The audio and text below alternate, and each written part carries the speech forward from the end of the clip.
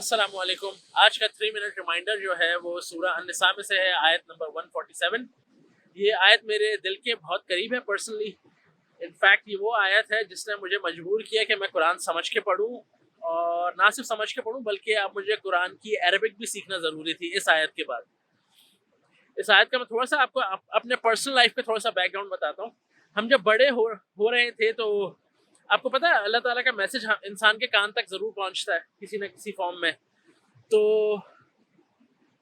At Times آپ کو احساس ہوتا ہے کہ جس فارم میں انسان اس کو کمیونیکیٹ کر کے پہنچاتا ہے, انسان اس میں اپنا غصہ ڈال دیتا ہے. اور اللہ تعالیٰ اتنا غصہ انسان کو شو نہیں کر رہے. اللہ تعالیٰ انسان کو قرآن میں بڑے پیار سے سمجھا رہے ہیں. لیکن عام طور پہ جو امپریشن کریٹ کیا جاتا ہے, جو ایٹ لیسٹ میرے ذہن میں بنا, کہ اللہ تعالیٰ جو ہے بہت ناراض ہیں, بہت غصے کے اندر ہیں, اور وہ ہمیں جہنم میں ڈالنے کے لیے تیار ہیں. اور جب میں بڑا ہو رہا تھا, اپنے ٹین ایجز میں تھا, لیٹ ٹین ایجز میں, تو مجھے احساس ہوا کہ یار جو کچھ مجھے چاہیے نا, جو کچھ مجھے کرنا ہے زندگی میں, سب کچھ تو حرام ہے. تو کیونکہ وہ میسیجنگ ایسی ہے کہ یہ حرام وہ حرام, تم جہنم میں جانے والے ہو. جب اس طرح کی میسیجنگ ہوتی ہے تو انسان ایٹ ٹائمز اس چیز سے دور چلا جاتا ہے. انسان کو ہوتا ہے کہ یار سب کچھ حرام ہے, میں کہاں جاؤں. قرآن پڑھ کے احساس ہوتا ہے کہ اللہ تعالیٰ ایک مومن کا جو مائنڈ ہے نا اور ہارٹ, اس کو بڑے بیلنسڈ وے میں ٹریٹ کرتے ہیں. اللہ تعالیٰ امید بھی دلاتے ہیں اور ایک خوف بھی اللہ تعالیٰ دلاتے ہیں.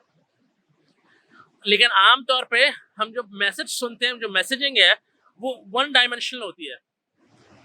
تو میں اپنی اسٹرگل میں سے گزرا تھا زندگی کی, اور I still remember وہ رمضان کی ایک رات تھی. میں عشاء کی تراویح پڑھنے گیا, اور وہاں پر جو امام صاحب تھے وہ سورہ نساء کی یہ آیت تلاوت کر رہے تھے. وہ آیت کیا تھی؟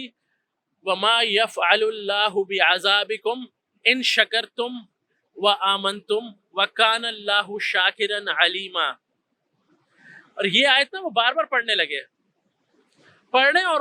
اور وہ رونے لگے. اور ان کے رونے میں میں نے محسوس کیا کہ وہ بڑی محبت سے پڑھ رہے ہیں, اور وہ بڑی محبت سے رو رہے ہیں. جب تراویح ختم ہو گئی, میں نے اس کے بعد جا کے قرآن کھولا, میں نے پتہ کیا کہ یار یہ ہم کون سے سپارے پہ تھے, کیا پڑھ رہے تھے ویسے. تو میں نے فائنلی آئیڈینٹیفائی کر لی وہ آیت, اور وہ جو آیت کا ترجمہ تھا, وہ جب میں نے اس کا ترجمہ پڑھا, میری آنکھوں میں بھی آنسو آ گئے. وہ ترجمہ تھا, اللہ تعالیٰ انسان کو کہہ رہے ہیں کہ میں تمہیں عذاب دے کے کیا کروں گا, میں تمہیں عذاب دے کے کیا کروں گا, مجھے کوئی شوق تھوڑی تمہیں عذاب دینے کا.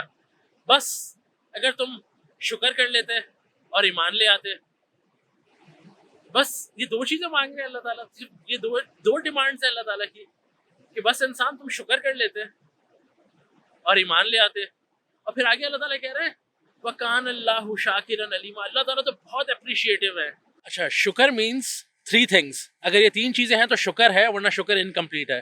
انسان کے دل میں شکر ہو, وہ زبان پر آئے, اور جس چیز پہ وہ شکر کر رہا ہے نا, جس نعمت پہ, جس احساس پہ, جو بھی اللہ تعالیٰ نے اس کو وہ چیز دی ہے, نعمت دی ہے, تو اس کو ویسے ہی اس کا استعمال کرے, ویسے ہی اس کو اپریشیٹ کرے جس طرح اللہ تعالیٰ چاہتے ہیں.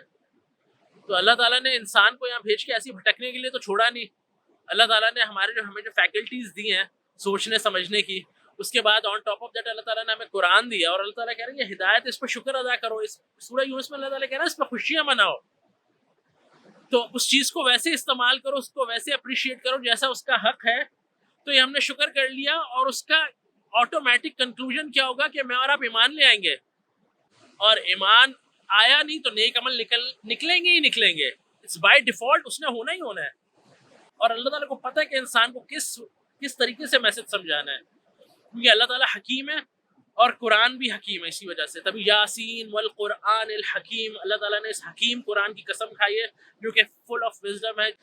اور پھر آپ کو احساس ہوتا ہے کہ یار جو چیزیں حرام اللہ تعالیٰ نے کی ہوئی ہے نا, وہ اسی لیے حرام کی ہے کیونکہ وہ میرے فائدے کی ہے ہی نہیں. شیطان اس کو بڑا پیکج کر کے, بڑا گلیمر اور گلٹر لگا کے آپ کو ایڈورٹائز کرے گا, لیکن the moment you start consuming those things, آپ الٹا تکلیفوں میں آ جائیں گے. Your life will be messed up. Addictions, آپ کو خود نہیں پتا ہوگا کہ آپ کا فائدہ کس میں ہے. You will just go with the flow.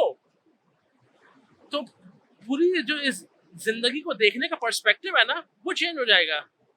اللہ تعالیٰ جہاں مومنوں کو خوشخبری دے رہے ہیں, وہیں بتا رہے ہیں کہ دوسری فلپ سائڈ بھی بتاتے ہیں کہ جو ظلم کریں گے یہاں پر اس دنیا میں، جو لوگوں پہ ظلم کریں گے، جو اللہ تعالیٰ کی بتائے ہوئے طریقے پہ نہیں چلیں گے اور کرپشن کریں گے، زمین کے اندر فساد کریں گے، تو پھر ان کا اینڈ کیا ہوگا، ان فرعونوں کے ساتھ کیا ہونے والا ہے۔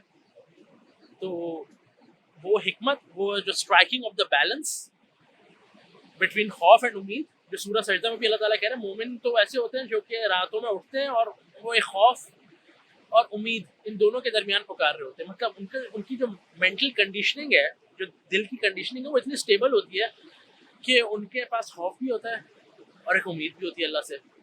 امید یہ کہ اللہ جو کچھ کیا ہے آئی ہوپ کہ آپ اس کو قبول کر لیں گے، اس میں کمی بیشی معاف فرمائیں گے، اور خوف کے ڈرتے ڈرتے یار کہ ایسا نہ ہو کہ میں ایروگینٹ ہو جاؤں، یا ایروگینٹ طریقے سے میں لوگوں کو جج کرنا شروع کر دوں۔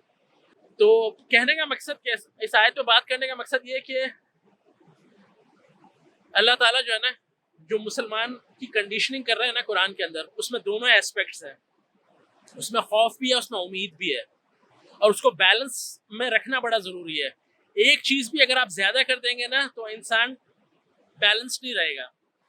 بہت زیادہ امید دلا دی تو انسان ریلیکس ہو جائے گا، بہت زیادہ خوف میں آ گیا نا انسان لوگ چھوڑو یار جہنم میں جانا ہی ہے۔